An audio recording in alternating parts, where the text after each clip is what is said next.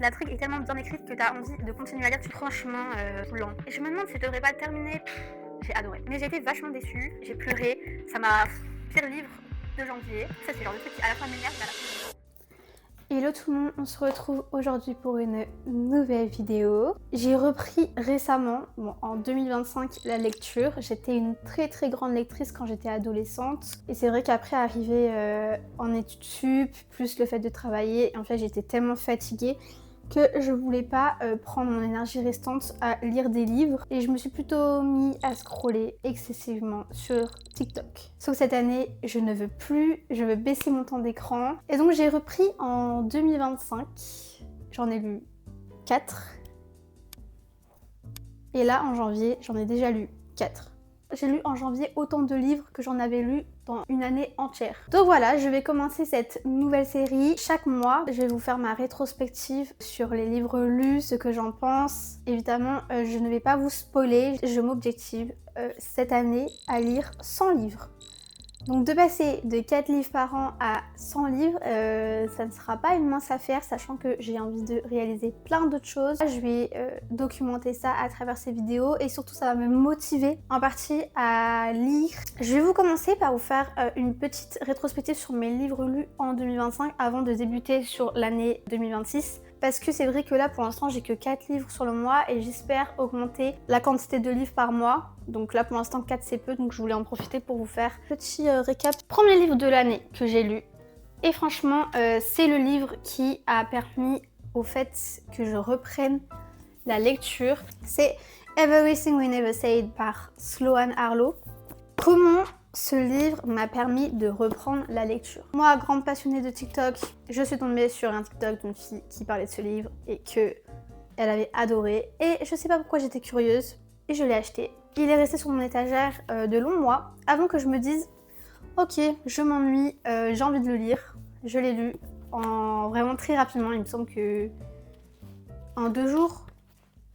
Sachant que dans les 2 jours j'ai pas tellement de temps, donc j'ai adoré. Donc en gros c'est une fille, elle a un accident, sa meilleure amie meurt, elle trouve son journal intime et elle va apprendre une multitude de choses qui va vraiment changer toute la donne. Et en fait j'ai adoré suivre son histoire, suivre ce personnage, franchement, jusqu'à la fin je m'attendais pas en fait. À de multiples reprises j'étais là en mode what the fuck. Et après t'es en mode là, mais what the fuck. Genre vraiment c'était genre...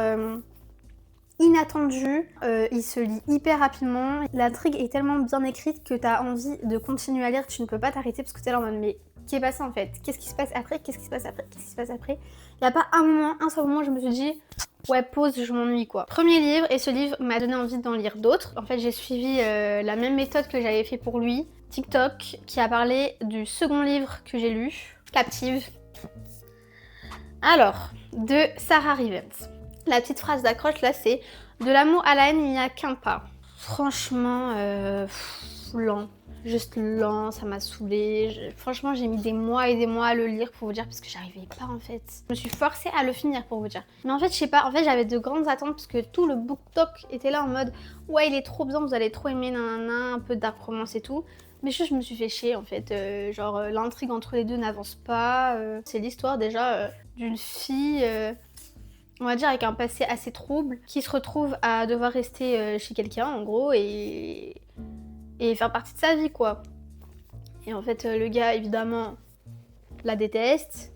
Donc en fait on suit l'intrigue entre les deux, ensuite entre aussi l'intrigue parce qu'il y a des péripéties liées à cette famille et tout, donc bref. Je sais pas si c'est moi mais franchement je trouvais qu'il y avait zéro alchimie. Non, je ne lirai pas la suite. Peut-être que il faudrait que je le relise et que peut-être j'étais dans une période de ma vie où juste... j'étais pas dans le mood. Ensuite, j'ai lu... Enfin, je l'ai pas fini. Le premier qui meurt à la fin. Un vrai mignon. Mais je sais pas, j'ai pas accroché à l'histoire. Et je me demande si je devrais pas le terminer. En gros, c'est l'histoire où il y a une entreprise qui crée de pouvoir prévenir la mort. C'est-à-dire, prévenir, c'est-à-dire qu'ils peuvent contacter des gens pour dire voilà, vous allez mourir aujourd'hui.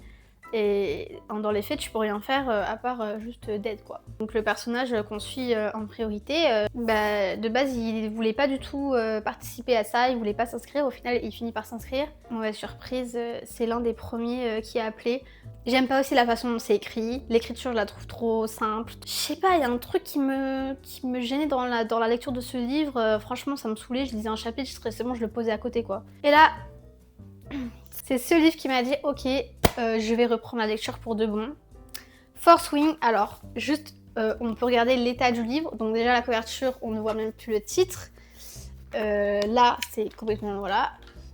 Il est complètement gondolé, tout simplement parce que c'est ce livre que j'ai pris pendant les vacances et que j'ai fait mon road trip. L'eau de la mer, tout ça, bah ça l'a bousillé quoi. Mais franchement, j'ai adoré. Je pouvais pas le lâcher en fait, j'étais H24 comme ça, en train de lire, je n'arrivais pas à m'arrêter, tellement le livre est trop bien. L'univers est incroyable, il n'y a rien que je n'ai pas aimé, les personnages sont tellement attachants. Si vous avez lu ce livre, vous savez, mais j'ai bien pleuré, mais pas pleuré un tout petit peu, j'ai pas versé 2-3 larmes, non j'ai pleuré. Et pourtant je suis pas du genre à pleurer pour un livre, ça m'est déjà arrivé, mais à ce point, non, la narration est tellement bien écrite que j'étais là. Mon cœur battait à un rythme, vous n'imaginez même pas à quel point j'avais l'impression que j'allais juste faire une crise cardiaque tellement j'étais aussi stressée que l'héroïne, c'est pour vous dire tellement. Il est immersif. Je l'ai lu cet été et depuis cet été, je n'avais lu aucun livre. Pour Noël, j'ai reçu ça, mon carnet de lecture. J'ai un peu laissé planer le fait que je voulais reprendre la lecture, donc j'ai eu plein de livres et tout. Pour faire un peu l'étalage de toutes les lectures que je compte faire cette année. Là, on peut mettre le livre préféré par mois et ensuite, en fait, en faire, vous savez, comme une compétition pour qu'à la fin de l'année, je sache quel était mon livre réellement préféré. Il y a le bingo, lire un livre adapté en film, lire un livre en une journée, lire un livre publié le mois de ta naissance, lire à la plage et tout. Donc, janvier, j'ai lu 4 livres. Sachant qu'il y en a un que j'ai pas encore noté parce que je l'ai fini le dernier jour de janvier, donc je l'ai pas encore noté et on est le 2 et je l'ai fini le 31. Et ensuite quand on tourne la page, voilà, j'ai commencé à remplir, je vous avoue que j'ai pas terminé, j'ai même imprimé et tout les images. Donc le livre, titre, auteur, genre j'ai pas mis date début, date de fin de lecture. Là on peut mettre, comme on l'a mis avec les étoiles, les piments c'est pour savoir si c'est genre il y a des scènes un peu spicy. Et goût je pense que c'est pour si on a pleuré. Là c'est mon avis, donc j'ai écrit mon avis. Donc je vais vous présenter les livres que j'ai lus. J'ai commencé l'année avec Angélique de Guillaume Musso. En réalité je l'ai commencé fin décembre, vers le 28 et j'ai fini début janvier. Et bon... Il faut savoir que Guillaume Musso a toujours été mon auteur préféré. Je le lisais beaucoup lorsque j'étais au collège et au lycée. Et en fait, je sais pas si c'est le livre que j'ai pas tant aimé, mais j'ai été vachement déçue. L'écriture, je la trouvais pas aussi bien que dans mes souvenirs. En fait, mon problème, c'est que j'aime pas trop le langage grossier en général, et encore moins dans les livres, sauf que là, franchement, il y a trop de ça. Je sais pas, ça me gêne, en fait, j'aime pas. J'aime pas. Je préfère les livres quand même bien écrits, sans langage grossier, etc. Mais là, c'est trop.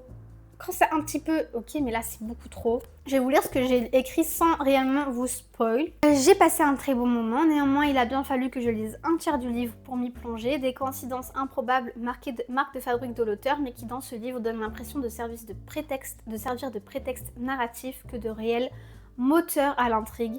La fin me laisse un goût inachevé, après je spoil, donc je vous dirai pas le reste. Donc déception. J'ai tous les livres de Guillaume Musso, j'en ai lu déjà je pense 6-7 dans ma vie. Et je compte tous les lire, parce que je les ai tous, donc autant tous les lire. Et il me semble que je l'ai noté quand même 3,5. Enfin c'est une histoire policière dans les faits, et j'aime bien ce genre de livre, donc j'ai passé un bon moment, et juste il n'a pas répondu à mes attentes, et peut-être que j'en attendais un peu trop.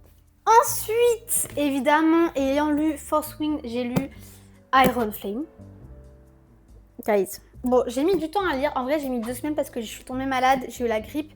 Et donc, franchement, j'avais tellement mal à la tête, tellement tout ça que j'arrivais même pas à lire, ça me donnait la nausée. Donc, j'ai mis un peu de temps à lire. C'est pour ça aussi que j'ai que 4 livres ce mois-ci. Mais les gars, franchement, j'avais peur que après avoir lu Fourth Wing, je me dise ok le 2 il est pas à la hauteur, mais non en fait il est complètement à la hauteur.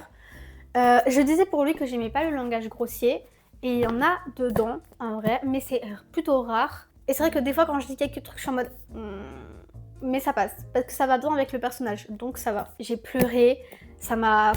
Les émotions, l'action, tout ça, franchement, c'est incroyable. J'ai pas envie de me précipiter pour lire le troisième, parce que le 4 n'est pas encore écrit, il me semble, donc ça va me frustrer de pas pouvoir le lire, en fait, directement après. Je vais vous lire ma petite critique. J'ai mis 5 étoiles, j'ai même mis un cœur, donc c'est pour vous dire que... Déjà, je sais que c'est lui, mon livre préféré du mois. En spicy, j'ai mis 4. Alors, je sais pas, franchement, je lis pas de choses un peu spicy de base. Mais donc je sais pas si mon échelle elle est correcte ou si vous connaissez des trucs bien pires que ça. J'ai quand même mis 4 et en vrai ça m'a pas gêné, j'ai plutôt bien aimé. Et j'ai mis 3 gouttes pour le fait d'avoir pleuré. Alors je vais vous lire que le début parce que la fin après je spoil à mort. Mais après avoir lu le premier tome de cette série, j'avais de grandes attentes qui ne m'ont absolument pas déçue. C'est avec regret que j'ai terminé le deuxième volume, voulant retarder le moment où je devrais entamer le troisième, sachant que le quatrième n'est pas encore sorti. Les larmes sont montées à de multiples reprises tant les émotions étaient si bien écrites et les personnages si attachants. L'univers est extrêmement bien construit, tout fait sens, les actions sont si habilement tissées que le stress monte à mesure de celui de l'héroïne. Et après je spoil. Si je devais moi résumer, c'est l'histoire, c'est un univers en fait complètement différent du nôtre. Il y a une école et c'est vraiment l'histoire d'une fille qui va s'engager dans le cadran, comme c'est expliqué, des cavaliers. Tout l'univers fait sens. Il n'y a pas un seul moment où je me suis dit c'est bizarre ou c'est un prétexte juste pour faire l'histoire. Non, je vous jure que c'est vraiment trop bien. Surtout en fait c'est les personnages. Je vous jure que les personnages, on s'attache tellement à eux. Et en fait ce que j'aime c'est que il n'y a aucun personnage qui est réellement laissé de côté. On en apprend tout le temps un tout petit peu. Et je vous jure qu'à finir les livres, en fait c'est une souffrance parce que je me suis tellement accrochée à ces personnages et à me dire bon allez je vais me prendre 1 heure pour lire et ça va être trop bien, que m'arracher de ce monde, ça fait trop mal au cœur. Ensuite, j'avais acheté ce livre en brocante, guys. Je sais pas, la couverture, elle me parlait, je la trouvais hyper jolie. Mais en fait, voilà, pire livre de janvier. Yoko Ogawa, petite boîte. L'histoire, what the fuck, franchement. Franchement, je me suis forcée à le lire et heureusement qu'il était court et que juste je m'ennuyais en cours pour le lire. Parce que j'avoue que je le lisais en cours. Mais en fait, j'ai pas compris où l'autrice a voulu nous emmener. Il n'y avait même pas tant de narration que ça. C'était plutôt une description du monde là, sans intrigue, sans de péripéties. Et j'ai pas compris s'il y a une morale derrière. Moi, je vais vous lire ma critique. Petite boîte de Yoko Ogawa, que j'ai noté 2 sur 5. De la première page à la dernière, un instant sentiment de malaise. Je ne connaissais pas l'auteur et c'est vrai que je ne m'attendais pas du tout à un univers aussi morbide. C'est glauque au possible mais assez poétique honnêtement. Beaucoup de répétitions qui résonnent comme un refrain, ce qui fait sens quand on sait l'importance de la musique dans ce monde où les personnages s'efforcent de faire vivre leur mort. C'est bien écrit mais pas ce que j'aime. Il m'a laissé ce même malaise que lorsque j'avais lu Métaphysique des tubes de Amélie Nothomb. Je peux vous raconter un peu l'univers parce qu'en vrai on le dit dès les premières pages donc c'est pas un spoil. C'est un monde, un univers sans enfants, où tous les enfants sont morts, où il n'y a plus de naissance. Et les parents qui ont vécu la disparition de leurs enfants ont utilisé leurs os ou leurs cheveux, donc des enfants, pour en faire des instruments de musique. Certains soirs, ils vont sur une colline et ils laissent le vent passer dans l'instrument de musique pour en faire des sons. Ils ont l'impression d'entendre encore leurs enfants. Et le fait que ça soit petite boîte, c'est parce que donc, la narratrice qu'on suit tout le long, et en fait elle est dans une école maternelle qui est abandonnée, évidemment, vu qu'il n'y a plus d'enfants. Et en fait elle s'occupe de gérer des petites boîtes en verre récupérées dans un musée qui ne sert plus pour en mettre un peu des effets personnels ou des jouets que les parents aimeraient donner à leurs enfants pour un peu faire vivre encore l'enfance à travers ces boîtes. Donc chaque boîte c'est pour un enfant. Et en fait c'est une description qui est tout le temps répétée et comme je dis dans la critique, il y a beaucoup de répétitions qui sonnent en fait comme des refrains. Il y a 3 personnages autres que la narratrice. Dès qu'on les recroise, c'est encore la même description quasiment mot à mot de ce qu'on a déjà lu il y a genre 3 pages avant. Juste c'est lassant en fait, t'es en mode mais c'est bon on a compris. Pour terminer, j'ai lu Wild Rose de Emily Parizeau. Honnêtement l'écriture est assez simpliste, mais en fait j'ai adoré. En fait chaque fin de chapitre, ça c'est le genre de truc qui à la fois m'énerve mais à la fois que j'aime bien. Ça te donne envie de savoir qu'est-ce qui se passe après. C'est à la première personne, mais en fait chaque chapitre c'est le point de vue d'un autre des personnages. Donc il y a 2 personnages principaux, Lil et Mavis, Et en fait, donc un chapitre c'est Lille, un autre chapitre c'est Mavis. Et en fait, c'est l'histoire d'un homme qui reçoit un héritage, un manoir de son père qu'il n'a jamais connu, son père qui n'a jamais voulu le connaître. Et ce manoir, en fait, il y passait toute son enfance sans en fait savoir que le propriétaire était son père. Il l'a su fin d'adolescence, donc là on est bien plus tard. Hein. Et donc là il est en mode mais qu'est-ce que j'en ai rien à faire de son manoir, je veux le vendre, donc bref, il doit y aller. Et là l'histoire qui s'ensuit avec une enquête et tout, Lille et Mavis qui en fait se connaissent de leur enfance, passaient tous les deux au manoir. Mavis elle y travaille à présent, donc on suit les deux et franchement j'adore jusqu'à la fin. Même la fin franchement j'ai pas pleuré, j'ai pas versé de larmes, mais les émotions sont montées.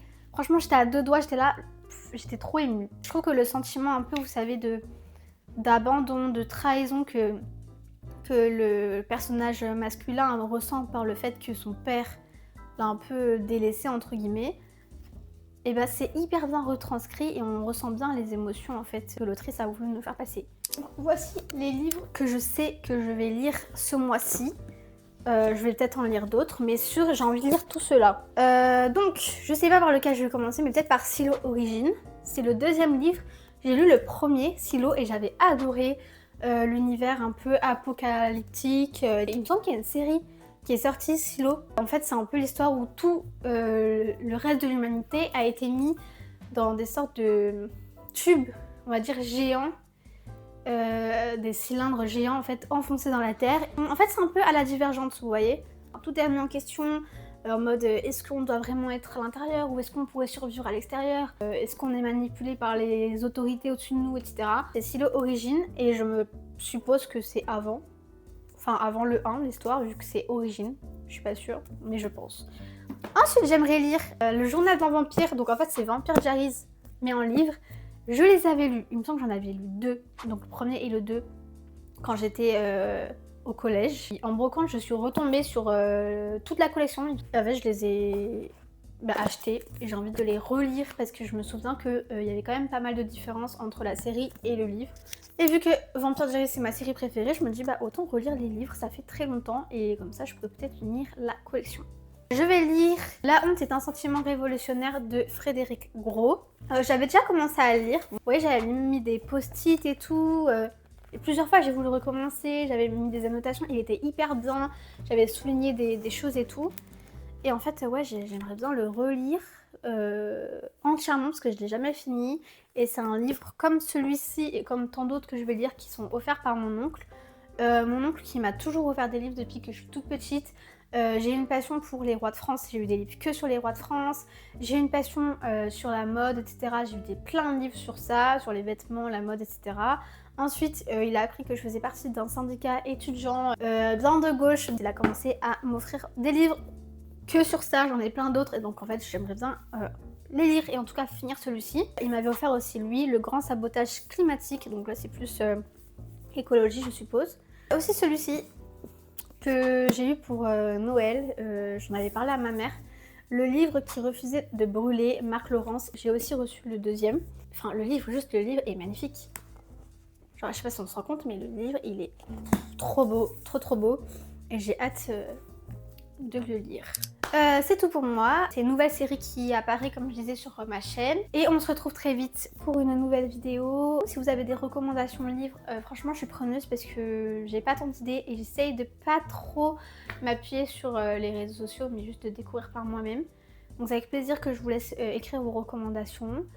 Et je vous laisse ici pour aujourd'hui. Et voilà. Merci d'avoir regardé cette vidéo. Bye.